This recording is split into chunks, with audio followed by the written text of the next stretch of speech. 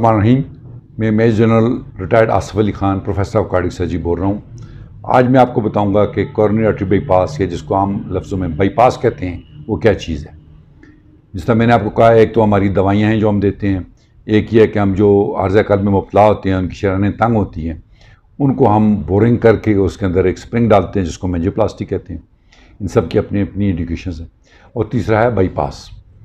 अब बाईपास ये है कि जहाँ पे आपकी दिल के अंदर रगें तंग हैं उसको बाईपास किया जाए ताकि दिल को प्रॉपर खून मिले।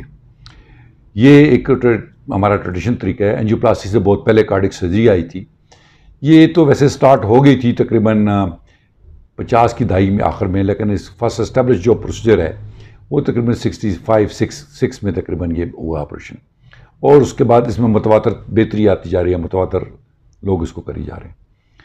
तो इसकी तकरीबन अभी आप अगर मेरा उस तरह समझें तो तकरीबन ये 60 साल इसकी उम्र हो चुकी है, 60-65 साल।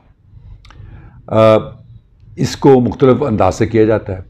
एक तो हम बाईपास के लिए जो चीज़ें लेते हैं, एक तो हमारी वेन है, लॉन्ग सेफनेस वेन हम उसको कहते हैं, ये ट्रेडिशनली शुरू से हम ले रहे हैं। एक इंटरनल मेमोरी आर्टरी है जो चेस्ट वॉल के अंदर से एक आर्टरी रन करती है।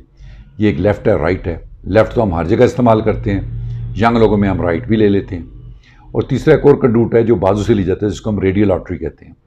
ये सारे के सारे कंडूट्स पाकिस्तान में हम ले रहे हैं और ये सारे के सारे बाईपास में इस्तेमाल कर रहे हैं। किसी बंदे का दिल डैमेज ना हुआ वो और उसका हम बाईपास करें तो हम एक्सपेक्ट करते हैं कि 25 से 30 साल तक ये ग्राफ्ट चलेंगे और उसके बाद कोई ना कोई नया तरीका आ जाएगा। लेकिन उसके बाद भी अगर कुछ छोटी मोटी प्रॉब्लम हो तो हम फिर उसकी एंजियोप्लास्टी भी कर लेते हैं। बाईपास में अगर आपका दिल ठीक है, कोई ऐसा कोई फैक्टर नहीं है, तो इसमें रिस्क लेस देन 1% है, यानी 1% से कम चांसेस हैं कि आपका बंदा मरे। मुसीबत यह इस मुल्क में जो लोग हमारे पास आते हैं वो अच्छे दिल के साथ नहीं आते। ज़्यादातर वो आते हैं जो कि जिनका दिल ऑलरेडी डैमेज हुआ होता है। जब आपका दिल डैमेज हुआ हो तो कितने % डैमेज है उसके मुताबिक फिर आपकी रिस्क भी बढ़ जाती है। एक तो हमारा ट्रेडिशनल है बाईपास का कि हम हार्ट लंग मशीन पे जाल डाल के और उसका बाईपास करते हैं। कोई दिल को बाहर निकाल के हम नहीं करते, दिल अपनी जगह पे पड़ा रहता है, उसके ऊपर रगों का, हम शरियानों का पतले धागे से ये जोड़ के तो हम इनको बाईपास करते हैं। एक तो ट्रेडिशनल हमारा तरीका है जब हम बाईपास पे लेके इसको जाएँ और करें। दूसरा एक कुछ 97-98 में एक और प्रोसेस निकला था बीटिंग हार्ट सर्जरी, वो हमने भी की 10-12 साल। लेकिन अभी पूरी दुनिया में कहते हैं कि बीटिंग हार्ट सर्जरी का कोई फ़ायदा नहीं है, बल्कि इसमें जो आपकी ग्राफ्ट बंद होने के ज़रा जल्दी चांसेस होते हैं। इसमें जहाँ पे ग्राफ्ट 5 चाहिए होते हैं वहाँ पे आप 3 या 4 लगाते हैं। इसमें इसका दौरान ऑपरेशन आपको हार्ट अटैक का ख़तरा होता है।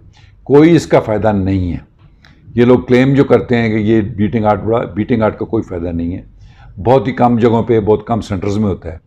लेकिन कई ऐसे साउथ एशिया में ऐसे मुल्क हैं, ऐसे सेंटर्स हैं जिसमें पैसे बचाने की खातर ये बीटिंग हार्ट सर्जरी की जाती है और उन पैसे बचाने का फ़ायदा मरीज़ों को नहीं बल्कि सर्जनों को होता है। तो बीटिंग हार्ट सर्जरी का कोई फ़ायदा नहीं है।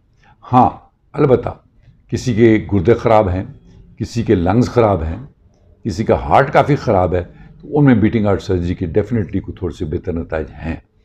बट एक नॉर्मल हेल्दी पर्सन में एक वो प्रोसीजर किया जाए कि ताकि हमने उसको फ़ायदा भी देना है, अगले 25-30 साल फ़ायदा देना है, और वो एक प्रॉपर बाईपास पे होता है जो बाईपास पे किया जाता है। रिस्क मैंने आपको उसको बता दी।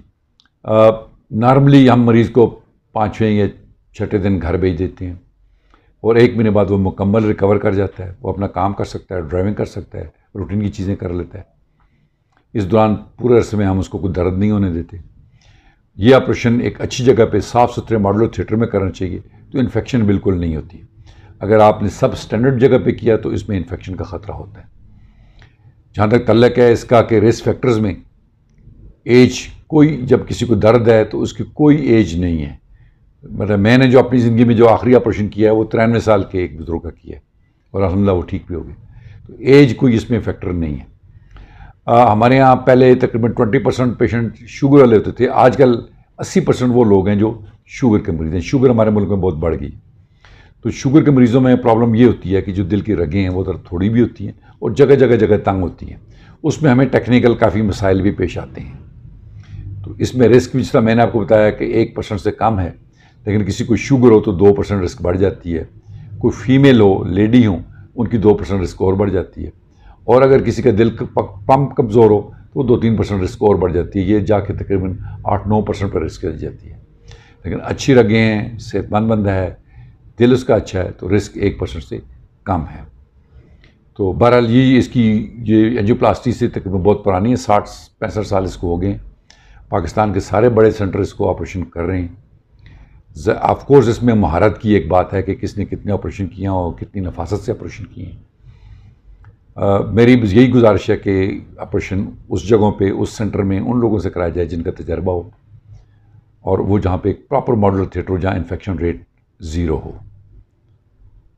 मेरे पास एग्जैक्टली फिगर तो इसमें इस वक्त नहीं है, लेकिन आपका पाकिस्तान में हज़ारों बाईपास ऑपरेशन हर साल होते हैं। पर मंथ की भी बात करें तो वो भी हज़ारों में हैं। तो जो पुराने लोग हैं, जो मेरी जो कोलीग्स हैं, मेरे कंटेम्प्रेरीज हैं, उन सब का तजर्बा हज़ारों मरीज़ों पे है। हमें किसी किस्म का कोई मसला नहीं है। इस ऑपरेशन के लिए प्योरली बाहर जाने की ज़रूरत नहीं है। यही ऑपरेशन जो बाहर अमेरिका में 1.5-2 करोड़ रुपए में होता है, यहाँ पे आराम से हम उसको 4-5 लाख रुपए में कर लेते हैं।